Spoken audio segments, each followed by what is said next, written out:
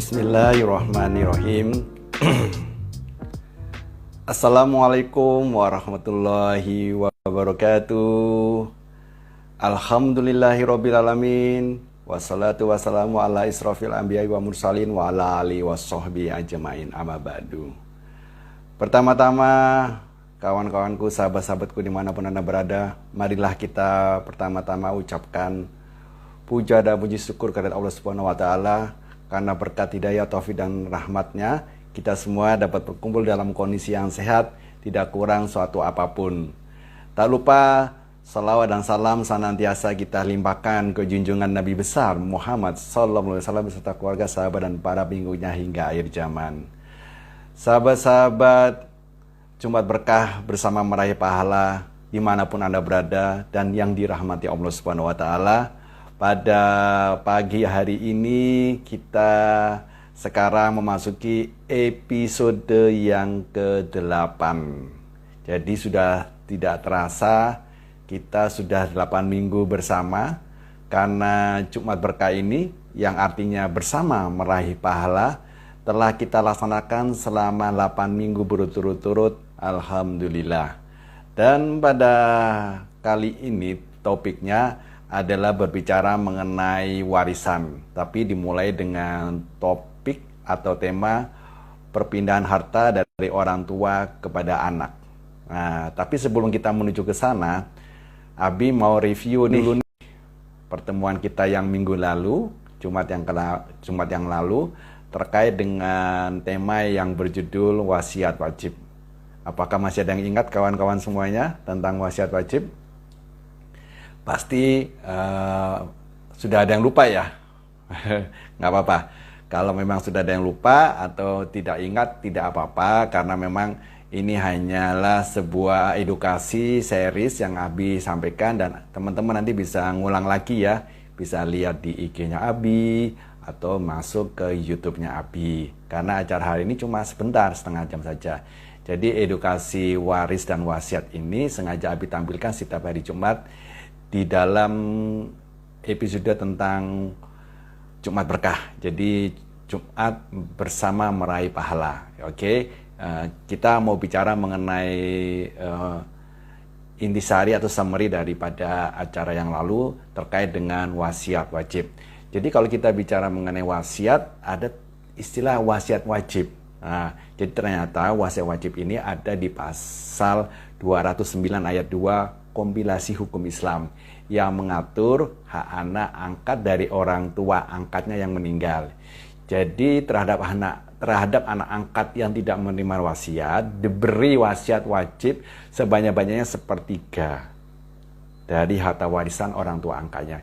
Jadi ini memberikan kesempatan kepada orang tua angkat untuk memberi kepada anak angkat, atau kesempatan kepada anak-anak angkat untuk mendapatkan warisan dalam bentuk wasiat.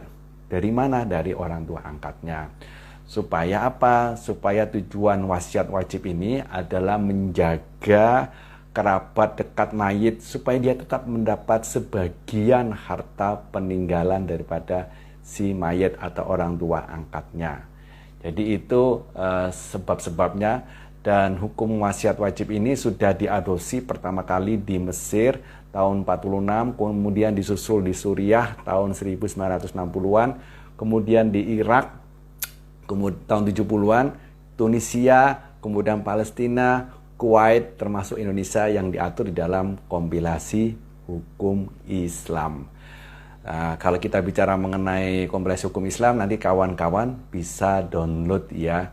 Download di mana? Di Play Store atau di Apple Store, karena sesungguhnya materi itu bisa Anda saksikan atau Anda baca di media Play Store. Jadi semuanya gratis gitu ya. Oke, sekarang kita lanjutkan lagi kepada pendapat tentang hukum wasiat wajib. Jadi wasiat wajib itu hukumnya wajib. Jadi wasiat ini harus mengikuti aturan yang ada di dalam kompilasi hukum Islam, di mana di dalam kompilasi hukum Islam sejatinya tidak boleh melebihi dari sepertiga, seperti aturan wasiat pada umumnya. Supaya apa? Supaya kita bisa menjaga hak-hak dari kerabat dekat si mayat, supaya dia mendapatkan juga harta peninggalannya. Jadi kita sudah bisa membaca itu ya. Jadi ini salah satu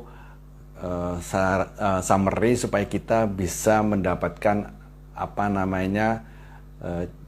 penjelasan atau edukasi tentang wasiat wajib sebagaimana yang telah Abi sampaikan beberapa waktu yang lalu. Sehingga dengan demikian nanti kawan-kawan bisa mencoba untuk melihat kembali terkait dengan materi itu di IG-nya Abi atau di YouTube-nya Abi. Sekarang kita masuk ke episode ke-8 tentang sebab perpindahan harta dari orang tua kepada anaknya. Nah, kalau kita bicara mengenai harta, konsep harta di Islam itu adalah bahwa harta itu sebenarnya titipan. Jadi apa yang ada di langit dan di bumi ini semuanya adalah milik Allah, dan kita hanya diberi titipan atau amanah untuk mengelola harta itu dengan sebaik-baiknya. Karena harta itu titipan, maka pertanyaannya ada dua tentang harta tersebut. Dari mana kita mendapatkannya dan untuk apa kita belanjakannya. Karena pertanyaannya ada dua, maka dari itu kita sebagai umat Islam atau orang mukmin harus berhati-hati dalam mengelola harta ini, karena kita juga harus mendapatkannya dengan cara yang halal dan berkah. Kemudian kita juga membelanjakannya dengan cara yang halal dan juga berkah. Jadi jangan sampai nanti harta yang kita peroleh kita belanjakan untuk sesuatu yang tidak baik, atau harta yang kita peroleh dengan tidak baik dibelanjakan untuk sesuatu yang baik. Nah, jadi antara masuknya harta dan keluarnya harta itu harus mendapatkan sebuah persamaan yang halal dan berkah. Yang ketiga, harta itu sejatinya adalah bekal kita nantinya di akhirat. Karena apa?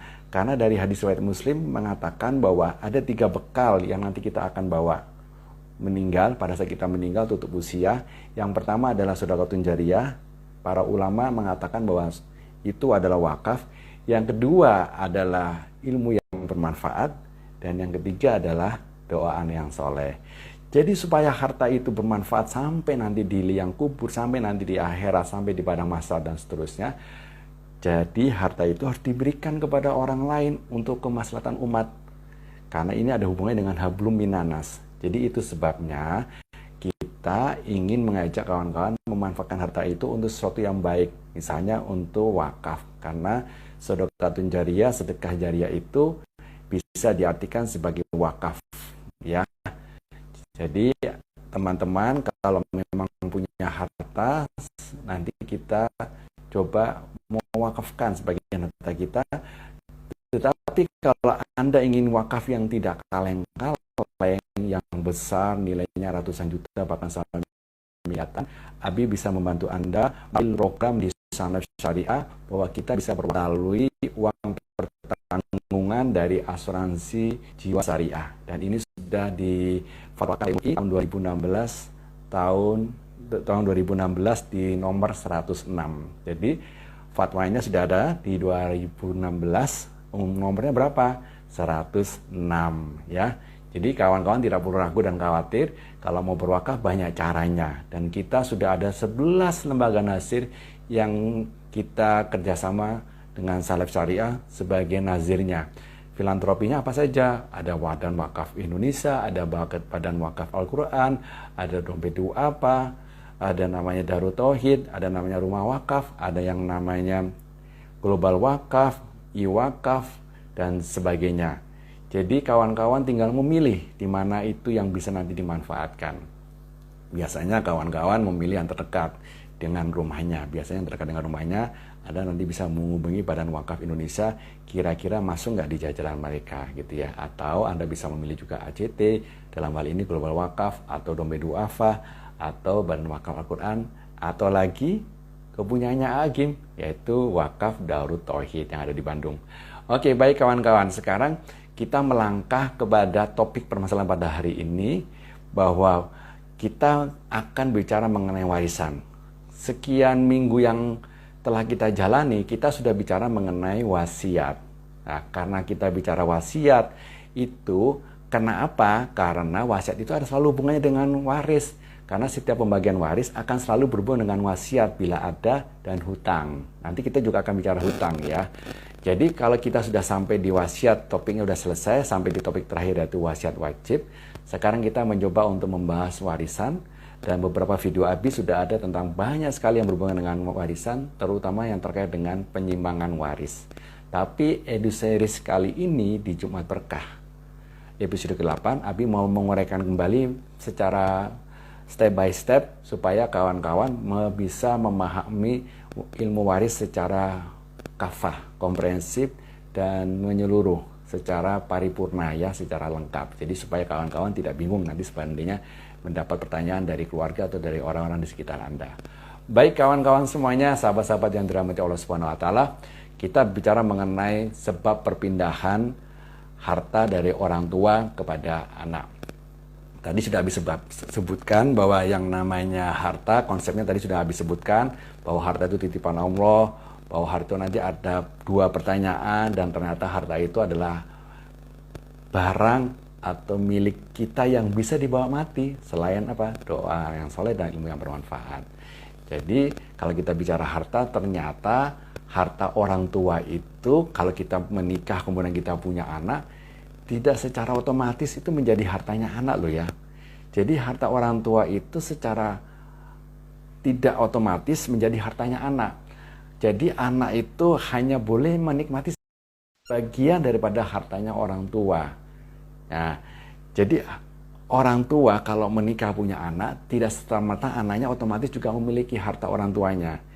Anak-anak itu hanya dapat menikmati sebagian daripada harta orang tuanya, dan anak itu berhak memiliki harta orang tua itu karena ada sebab-sebab syariatnya, ya gitu ya.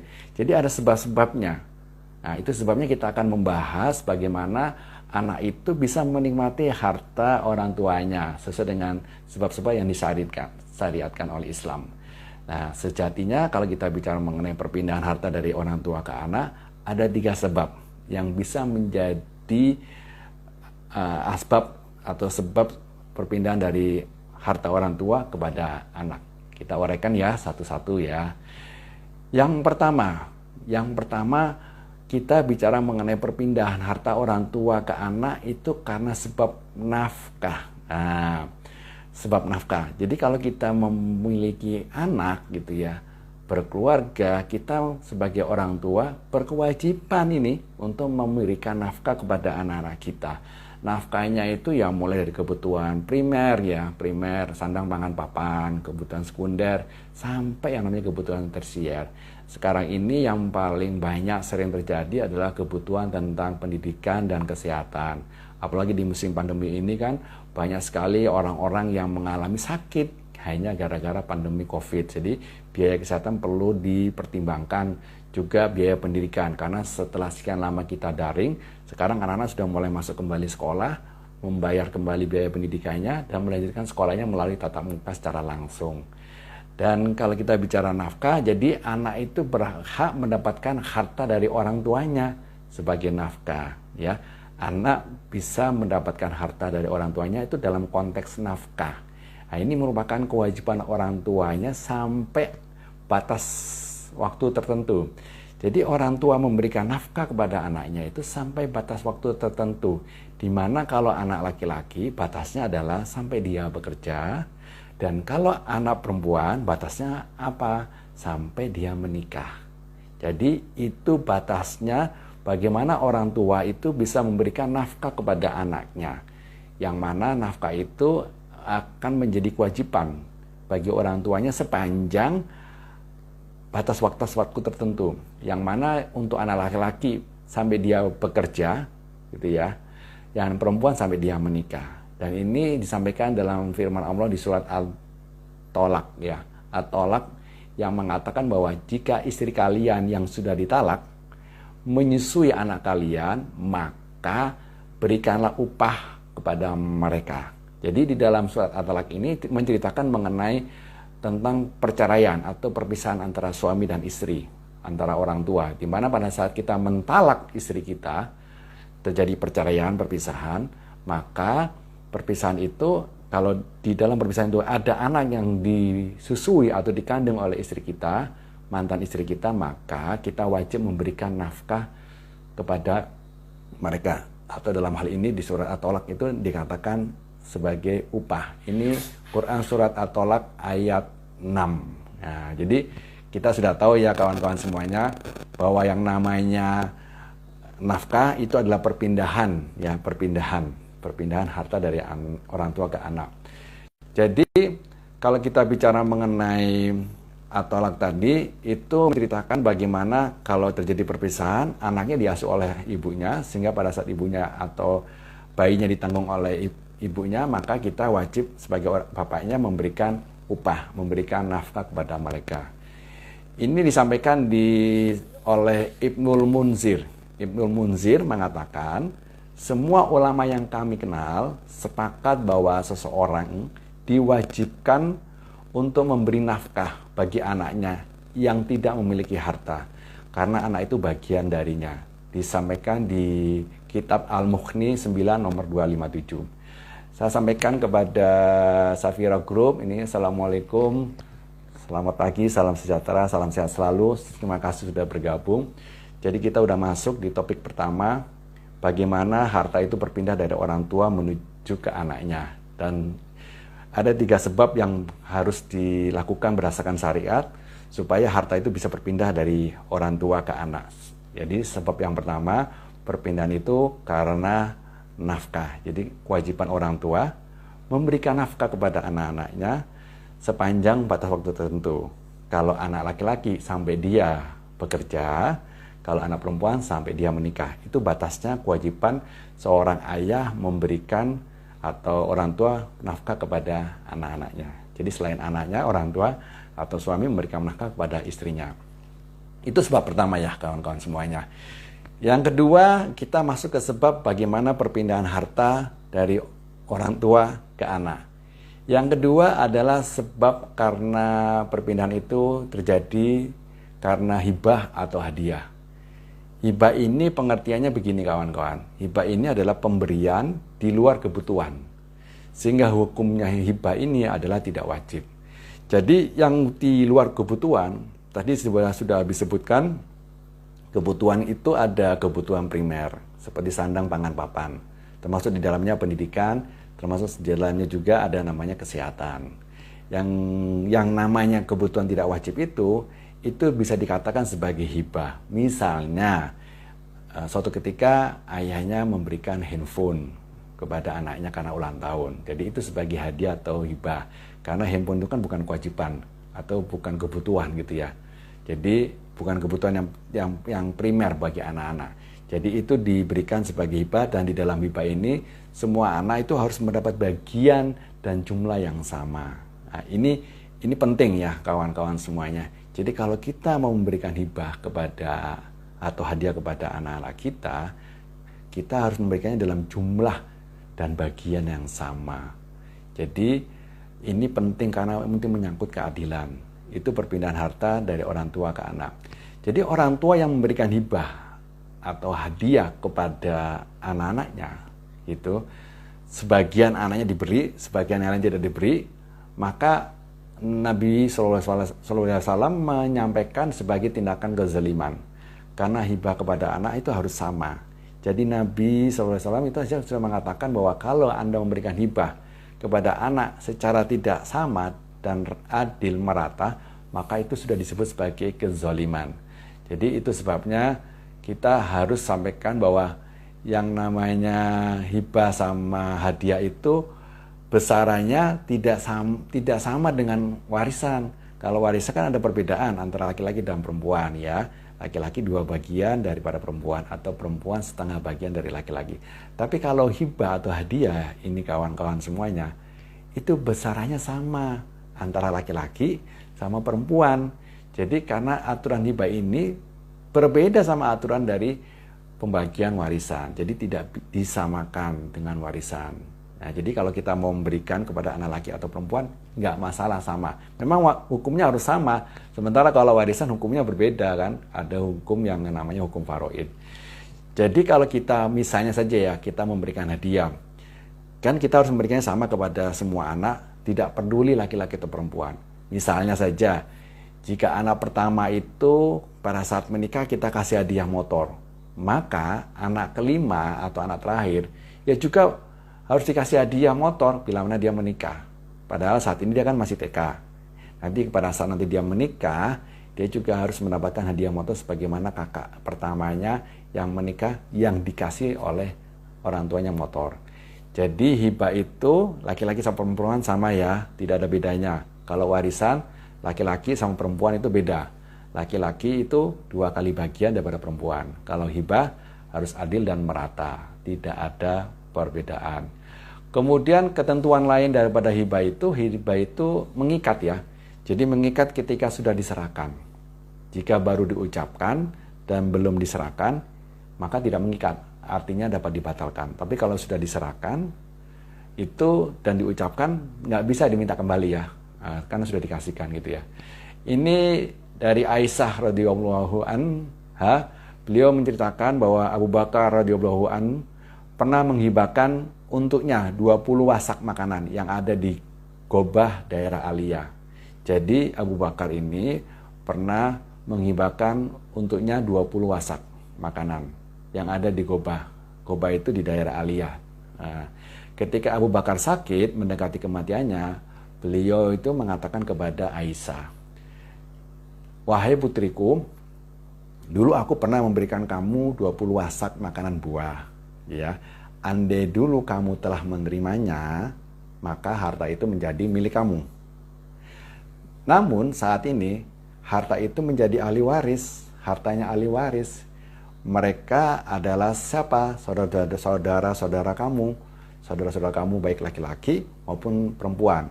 Karena itu sepeninggalku nanti harta tadi yang 20 wasak buah tadi itu harus dibagi sesuai dengan ketetapan Allah."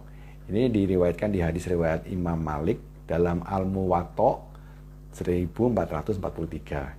Jadi di sini disimpulkan bahwa hadiah atau hibah yang sudah diberikan kepada orang itu bentuknya sudah jadi hibah atau hadiah, tidak masuk dalam perhitungan waris.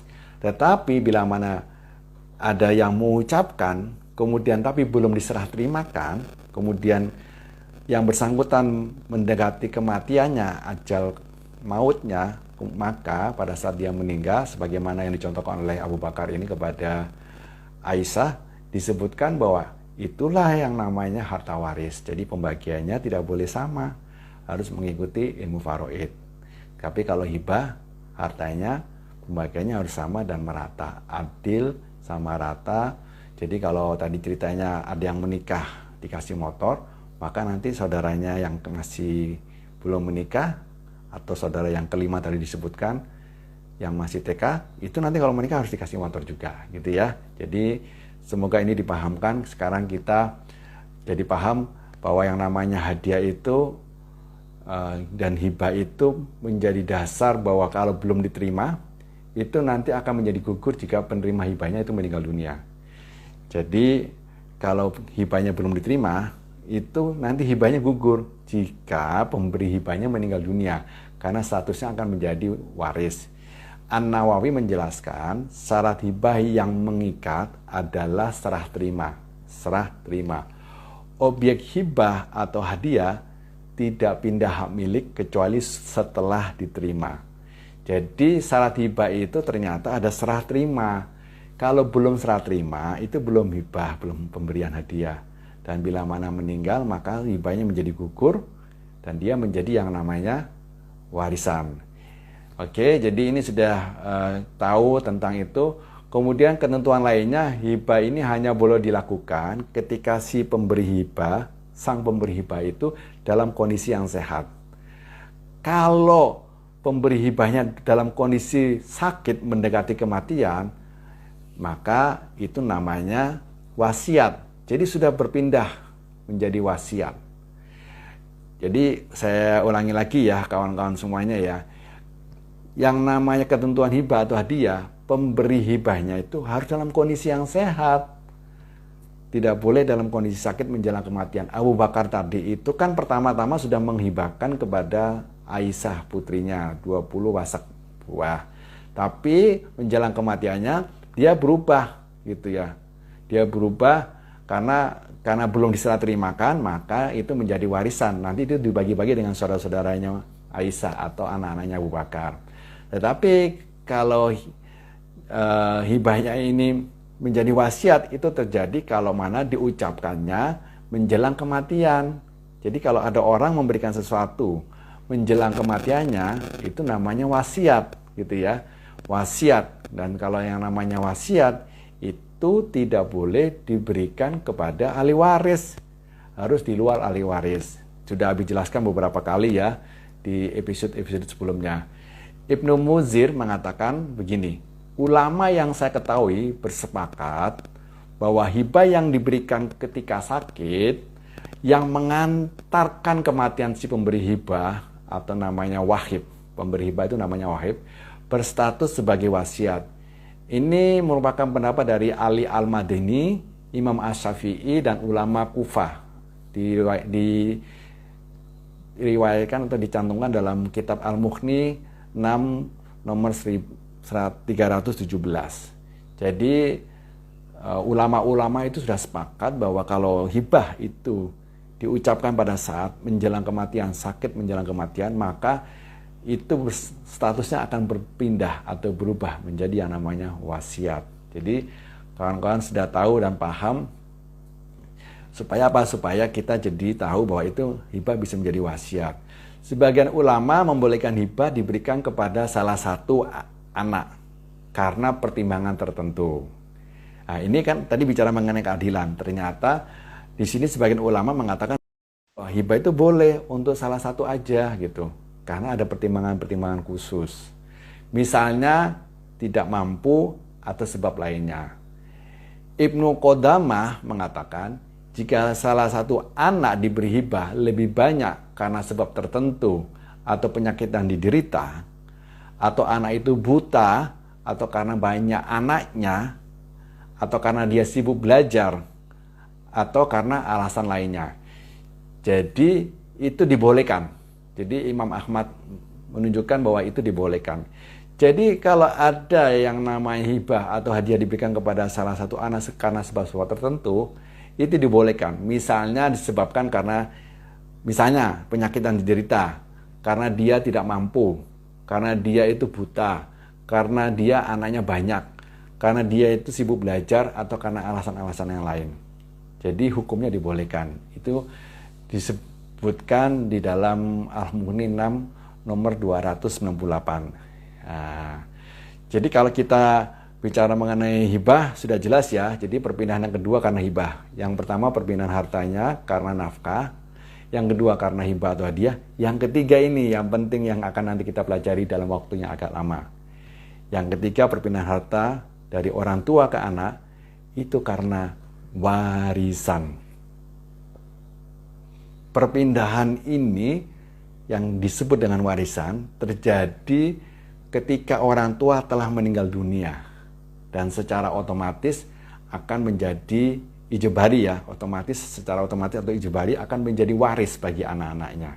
Jadi semua harta yang telah ditinggal oleh orang tuanya itu akan secara otomatis ijbari itu menjadi haknya anak-anak sebagai ahli warisnya dalam konteks warisan yang disusun atau diatur melalui hukum faraid. Jadi nggak perlu harus ada akad dan tidak perlu harus ada surat perintah dan sebagainya, karena ini semuanya yang ngatur semuanya adalah Allah sendiri.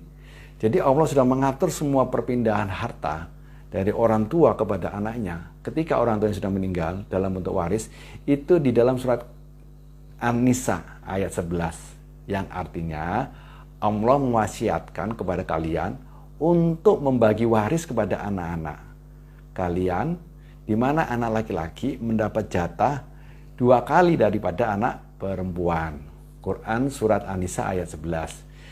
Dalam ayat ini ditegaskan Allah itu berwasiat kepada kita bahwa pada saat orang tua meninggal maka otomatis itu menjadi waris. Dan ini wasiat dari Allah, yang namanya wasiat harus dilaksanakan, tidak boleh tidak. Gitu ya. Jadi kawan-kawan sudah tahu bahwa yang namanya ijbari otomatis adalah kalau orang tua sudah meninggal, itu terjadi perpindahan dari orang tua ke anak, dari orang tua ke ahli warisnya. Nah, itu namanya bentuknya adalah warisan. Sekarang kita sudah tahu sebab-sebab syariat yang membuat harta itu berpindah dari orang tua menuju ke anak. Yang pertama Abi sampaikan, Abi rangkum karena nafkah, ya.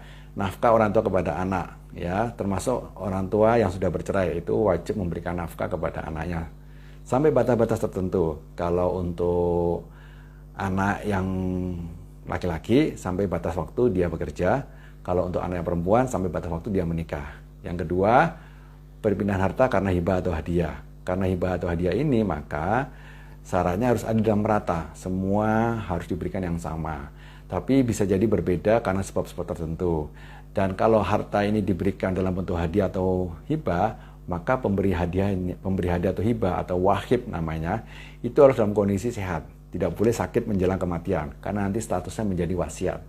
Kalau sudah wasiat, nanti tidak bisa mengikuti aturan ahli waris. Ke ahli waris kan namanya wasiat harus untuk di luar ahli waris. Nah gitu ya kawan-kawan.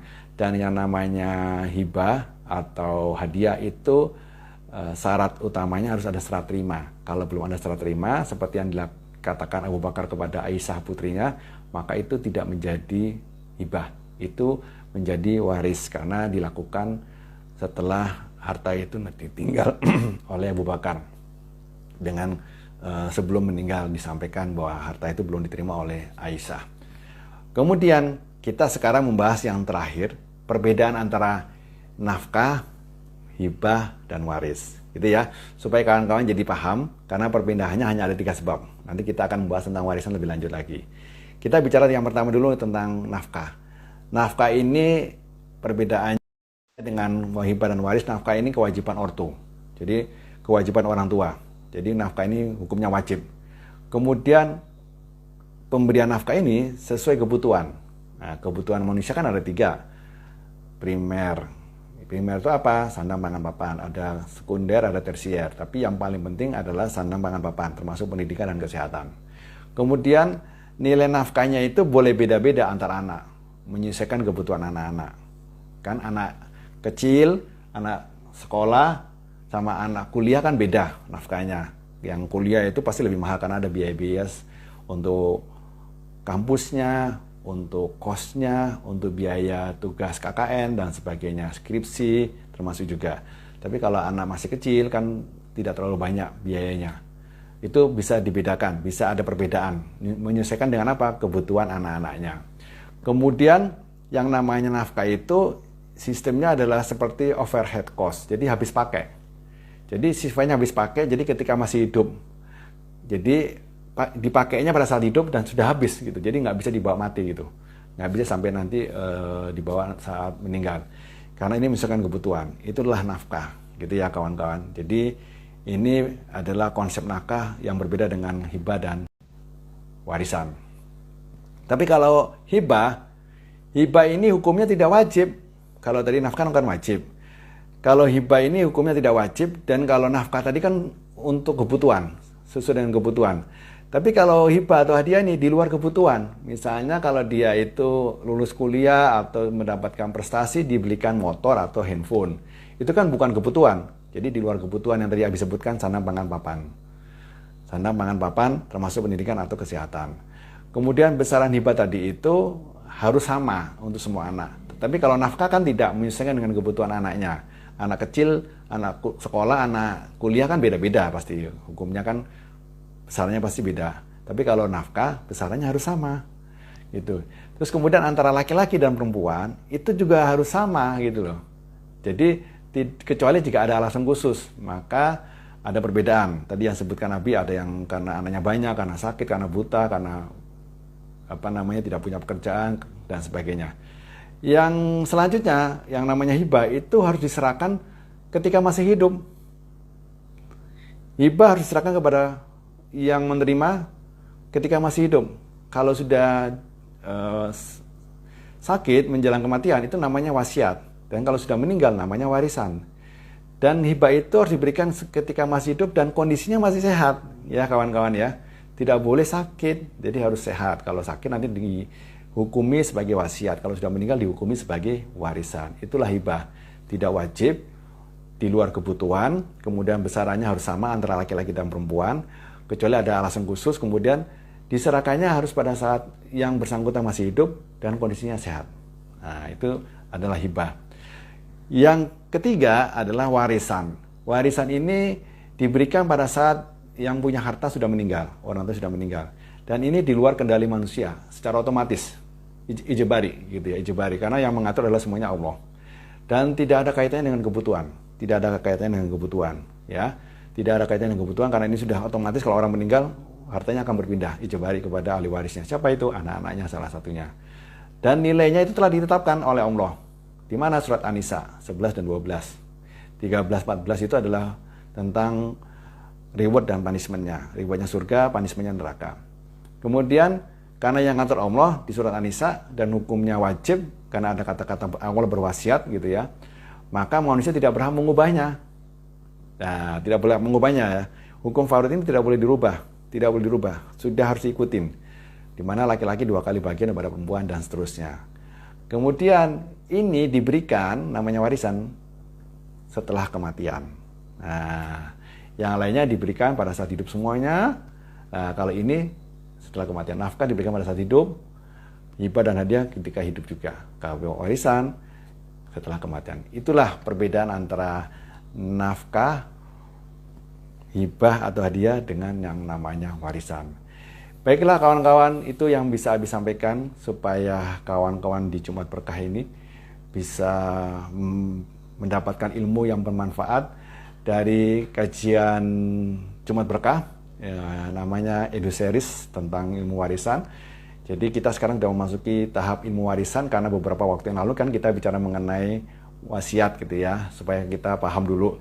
Nanti warisan akan kita bedah satu-satu, dimulai dari episode ke-8 ini terkait dengan perpindahan harta dari orang tua ke anak. Ternyata perpindahannya ada 3 ya, ada melalui nafkah, ada melalui wasiat atau hibah atau hadiah, atau melalui yang namanya warisan. Itu yang bisa Abi sampaikan. Semoga ini bermanfaat buat kawan-kawan semuanya. Lebih kurangnya Abi mohon maaf karena kesempurnaan hanya milik Allah Subhanahu wa taala semata. Dan semoga kawan-kawan itu semua mendapatkan berkah daripada ilmu ini. Dan bila mana ilmu ini bermanfaat buat kalian semuanya, mohon untuk subscribe YouTube Abi, bisa subscribe juga IG Abi. Kemudian bisa Anda juga sebarkan ilmu ini atau materi ini kepada kawan-kawan semuanya yang membutuhkan. Dan bila mana Anda mengalami kesulitan untuk masalah-masalah wasiat dan warisan, ingin berkonsultasi kepada Abi, silakan untuk WA di nomor 0821 40 633 218. Abi siap membantu Anda. Semoga ini menjadi ladang pahala kita semuanya. Marilah kita tutup acara pada pagi hari ini, Jumat Berkah ini, dengan bacaan doa Qafratul Majelis. Subhanallahumma wa bihamdika asyhadu alla ilaha anta astaghfiruka wa atubu ilaik. Selamat pagi, salam sejahtera, assalamualaikum warahmatullahi wabarakatuh. Sampai ketemu lagi di lain kesempatan.